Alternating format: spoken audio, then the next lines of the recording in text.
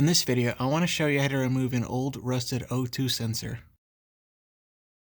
Tutorial, I'm using a small flashlight, several types of hammers. I have a rubber mallet as well as a small hammer and a medium-sized hammer. A socket specifically made for removing O2 sensors. There's a cutout so you can fit around the wires. A ratchet to go with the O2 socket, and a heat gun. And if the O2 sensor is very stubborn in coming off, you might need to use a rotary tool to actually cut it off. For the first step, about an hour before I'm going to actually work on it, I'm going to get the penetrating oil and spray everywhere around the threads. It's important to get all the way around so the oil can make its way inside.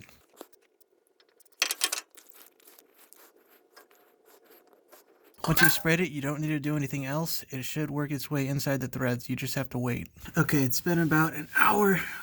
So I'm gonna try to get this thing loose. So what I'm gonna do is have my little socket handy as well as my hammer, and I have the heat gun right next to me. So what I'm gonna do is start applying heat. I'm only gonna focus down here. I don't wanna put any heat into the actual O2 sensor because if it expands, there's no benefit. So I want the nut to expand before the O2 sensor gets too hot and starts expanding. So I'm gonna focus heat just down here. Also, be careful you don't get any heat on any other plastic components or any gas lines, obviously. Okay, as quickly as I can, I'm going to get the socket, pass it through these wires, and then slide it down.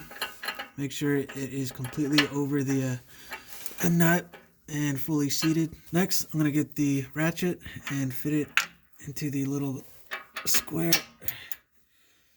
Make sure it's set to loosen, not tighten, so you want to go counterclockwise. Now I'm just going to start tapping on the ratchet. I'm going to hold it firmly. I don't want to let it just hang in there and just tap on it like this. I want to apply pressure so it's already tightened. That way the impact will transfer as much as possible directly into the threads.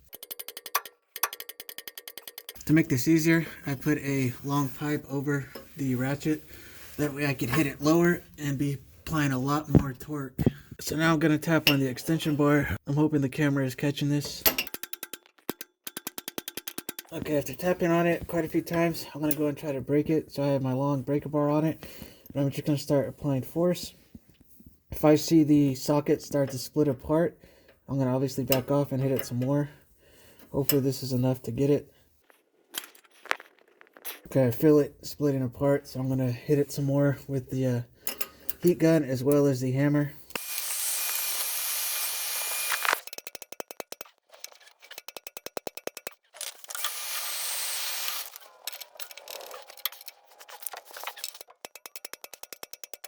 Okay, I made a few small changes. I put the truck up on some ramps to give me some more access so I could get larger hammer swings. And I also put a tiny little seat clamp on the socket to keep it from opening it up. It felt like it was opening it up as I was trying to hit it and turn it. So now I'm just going to continue like I was doing and keep hammering it. I'm going to try out the rubber mallet because it has a higher mass and should give more impact. All my attempts at getting this off has failed.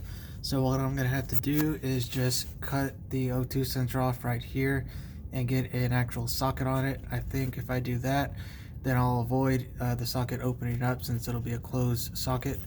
Then I'll be able to get it off. I might have to use some sort of impact wrench as well. To cut it off, I'm just going to use a reciprocating saw. Okay, nothing I tried worked. I even tried removing the exhaust pipe right here with the 200 plus foot-pound impact wrench. Couldn't even get these bolts to budge.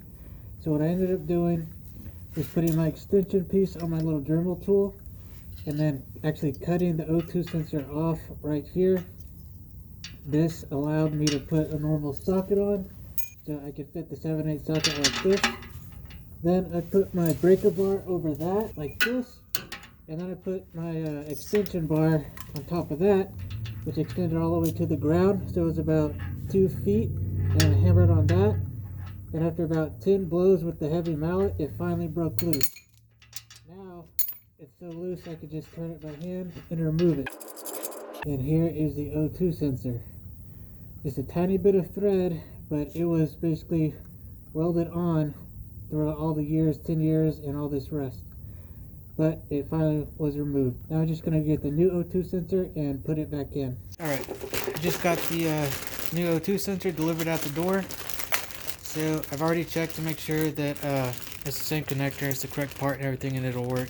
So I'm gonna go and open it up, and it's supposed to come with anti-seize already on the threads. It looks like there is. I'm gonna add more. I have Permatex aluminum anti-seize. This is designed for stuff like this.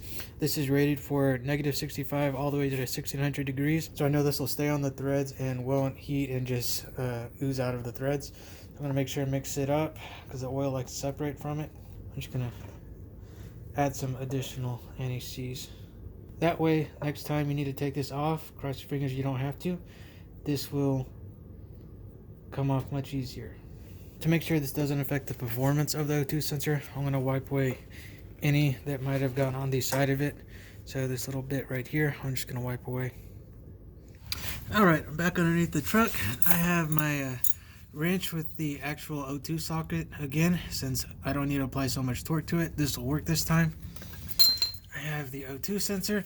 I'm going to make sure and route the wire where it needs to go before putting it in the hole. So I'm going to remove the cap that came with it, put it on so I don't get the anti-seize everywhere.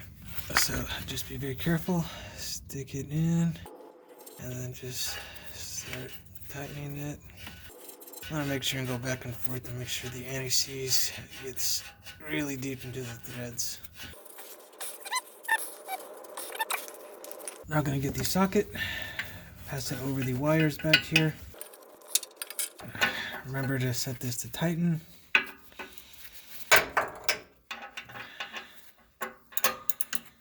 And just torque it down. You don't need to go crazy with this. I think the spec on this is like 30 foot-pounds or something. So that's good enough for me.